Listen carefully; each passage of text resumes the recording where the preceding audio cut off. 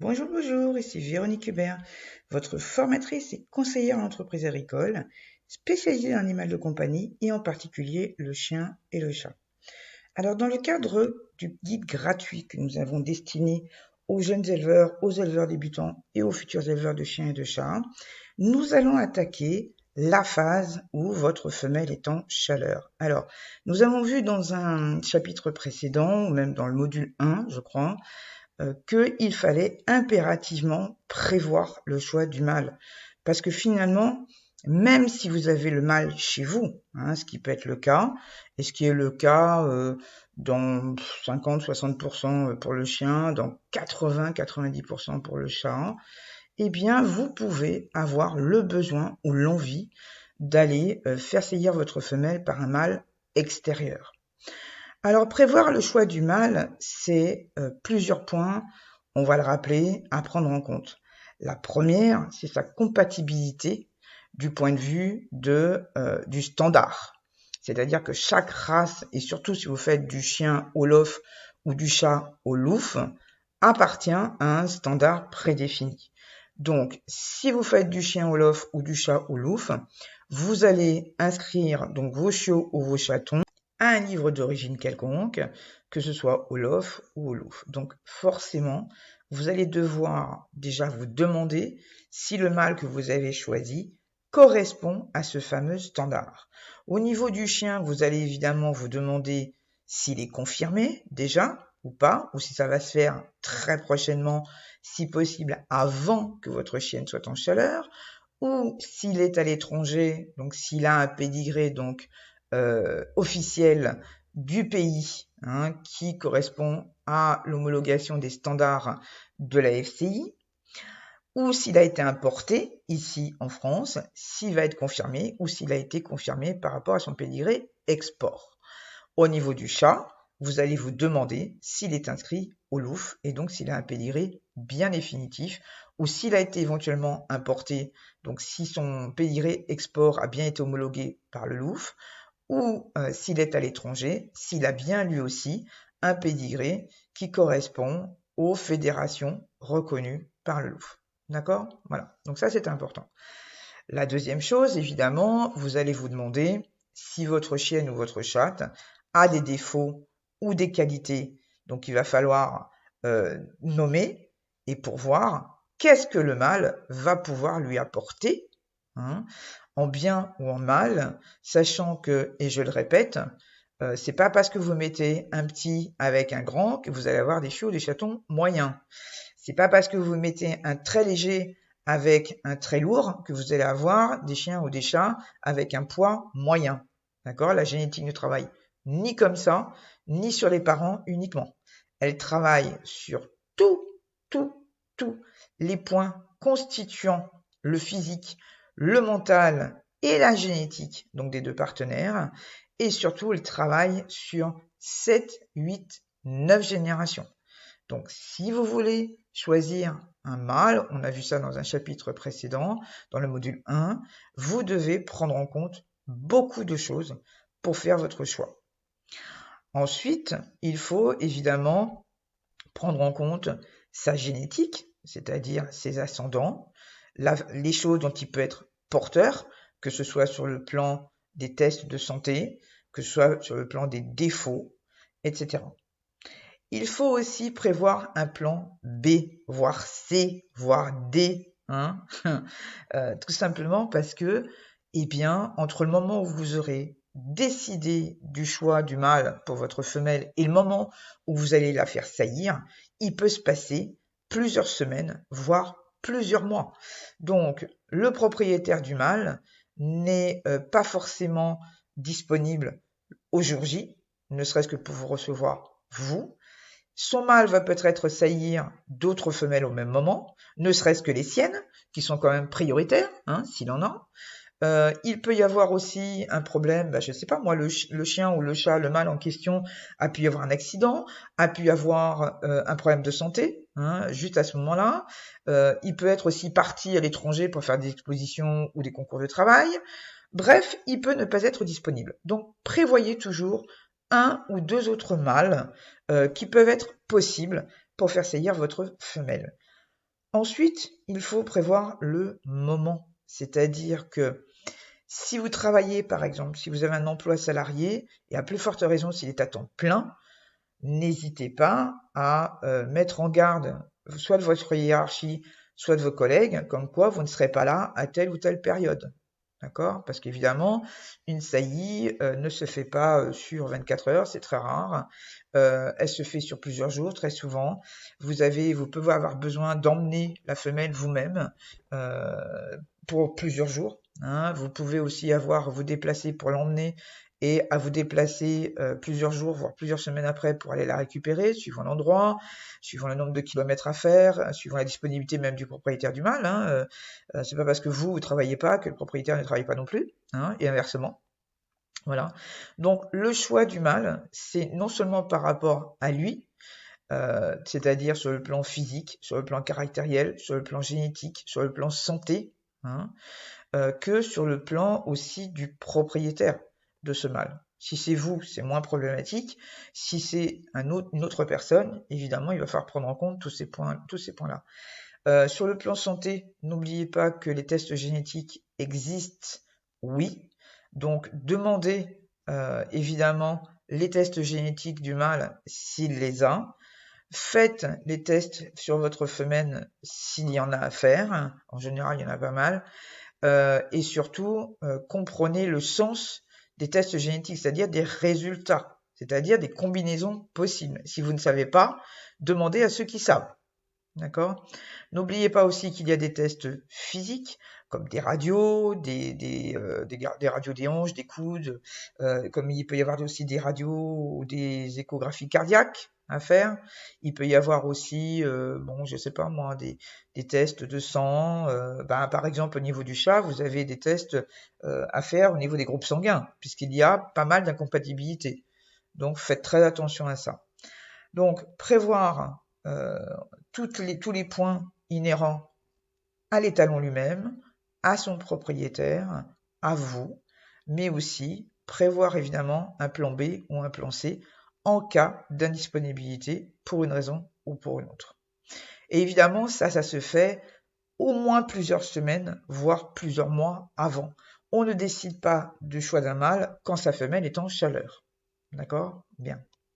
Ensuite, évidemment, il faut prévenir le ou les propriétaires du ou des mâles que vous avez choisis, déjà pour leur demander s'ils sont d'accord pour utiliser leur mâle sur votre femelle.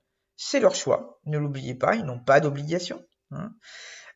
Vous avez aussi le devoir de les prévenir, ne serait-ce que pour savoir s'ils vont être disponibles ou pas, hein, on vient d'en parler. Vous avez aussi le devoir de les prévenir par rapport aux défauts et aux problèmes génétiques que peut poser votre femelle, ne serait-ce que si elle est atteinte, par exemple, d'une tare, d'une anomalie ou d'une maladie génétique, ne serait-ce aussi que par rapport aux maladies qui peuvent être transmissibles. Hein, on pense en particulier à l'herpès, qui est très courant, quand je dis très courant, pas de façon générale, hein, mais qui se transmet assez facilement au niveau du chien. Mais il peut y avoir aussi un souci de bactéries, etc. Prévenez aussi le propriétaire du mâle par rapport au pédigré. Il peut être très intéressé pour récupérer un chaton ou un chiot sur la portée. Après, quels que soient les arrangements qui peuvent être faits hein, sur le plan financier, etc., mais il peut être intéressé. Ça peut arriver. Enfin, je voudrais revenir sur un point extrêmement important qui a encore provoqué une polémique aujourd'hui sur un groupe d'élevage, au sujet de clauses d'un contrat établi par le propriétaire d'un mâle sur l'avenir en fait des chiots ou chatons qui peuvent naître de cet accouplement. Alors je le dis et je le redis, quelles que soient les clauses qui sont inscrites sur le contrat que vous fait signer le propriétaire du mâle et qui dit expressément que vous n'avez pas le droit de vendre vos chiots, vos chatons à telle ou telle personne, à tel ou tel élevage, dans telle ou telle région, qui doivent être stérilisés, castrés, etc. Toutes ces clauses sont considérées comme des clauses abusives et donc légalement nulles et non avenue est donc considérée comme non écrite, tout simplement parce qu'elles sont illégales. Alors, qu'on vienne vous voir en disant « Oui, t'as pas respecté tes engagements, etc. » Le premier engagement qui doit être respecté, c'est celui de la loi.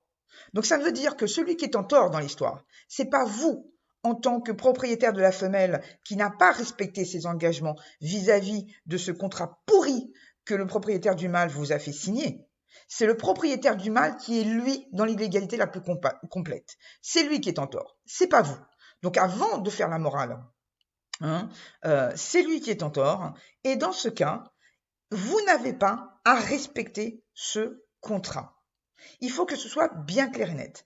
Alors oui, on va vous dire, mais oui, mais dans ce cas, t'avais qu'à pas signer. Ok, très bien. Mais si c'est le mâle le plus compatible par rapport à votre femelle, pourquoi vous devriez avoir l'obligation de prendre un mâle qui est moins bien, moins compatible ou qui a plus de défauts sous prétexte que on vous empêche de signer un contrat qui est illégal déjà à la base? Où est le problème là dans l'histoire? Où est la morale? Non. Vous faites ce que vous voulez avec vos chiots et vos chatons. Ils sont nés chez vous, vous en êtes le seul propriétaire. Même si le contrat stipule, même à la longue, que, par exemple, vous, je sais pas, vous vous êtes arrangé pour que, contre la saillie, vous allez donner, que ce soit pleinement ou en contrepartie d'une certaine somme, un chiot ou un chaton de la portée, jusqu'à ce qu'il soit cédé, il vous appartient en propre. Il n'est qu'à vous. Il faut que ce soit bien clair et net. Et la loi est bien claire là-dessus. Nous sommes dans le code de la consommation. N'en déplaise à tous ceux qui disent oui, mais c'est du vivant. Je suis entièrement d'accord avec vous. Je suis éleveur comme vous. Depuis 30 ans, il n'y a aucun problème là-dessus. Il n'empêche que moi, il ne viendrait jamais à l'idée de dire à telle ou telle personne qu'elle doit faire ça, ça et ça avec des chiots ou des chatons qui ne m'appartiennent pas et qui ne sont même pas nés chez moi. Le code de la consommation dit bien que vous êtes propriétaire d'un bien, qu'il soit physique ou vivant, peu importe, vous en faites absolument ce que vous voulez. Vous l'avez payé et à plus forte raison, il est né chez vous, ça veut dire que vous l'avez créé, vous en êtes l'unique propriétaire. C'est comme si, je ne sais pas moi, vous achetez une voiture et puis vous faites changer une portière par quelqu'un qui vend des portières et vous mettez la portière donc sur votre voiture à vous et en fait vous signez un contrat qui dit que en fait le propriétaire il dit que la portière en fait vous n'avez pas le droit de la repeindre en bleu. On va où là? Ah non, la portière elle est à vous, vous l'avez achetée, vous en faites ce que vous voulez.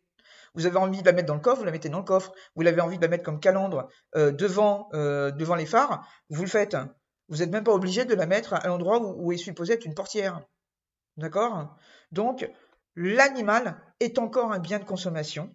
J'en suis désolé, il n'y a pas de loi qui stipule qu'on peut faire autrement. D'accord? Pour le moment, en tout cas. La seule chose qu'on dit, c'est que l'animal est être sensible, donc depuis 2015, mais il n'empêche qu'on est toujours propriétaire de cet être sensible en question, et donc on en fait absolument ce que l'on veut.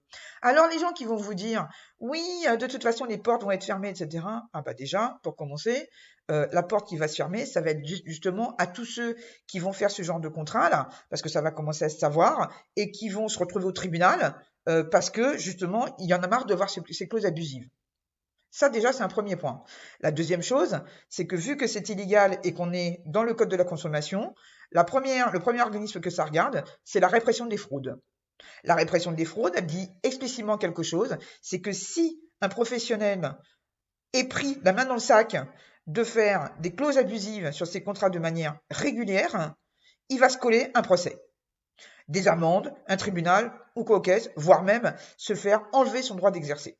Donc, la porte fermée, c'est pas l'acheteur qui va l'avoir. Hein. Non, non, c'est le vendeur. Alors, attention à ce que vous faites. Vous, propriétaire de mâle, j'en profite, mais vous, propriétaire de femelle, vous avez tout à fait la liberté, même si vous signez un contrat comme ça, de n'absolument pas le suivre. Et si d'autres éleveurs vous ferment la porte parce que vous n'avez pas suivi le contrat abusif, je le rappelle encore une fois, et donc illégal de cette personne, eh bien de toute façon, il faut bien que ces propriétaires de mâles comprennent une chose, c'est qu'ils ne sont pas les seuls au monde. Ils sont pas Dieu, ils sont pas des messies. Si c'est pas eux, ce sera quelqu'un d'autre. C'est pas un problème.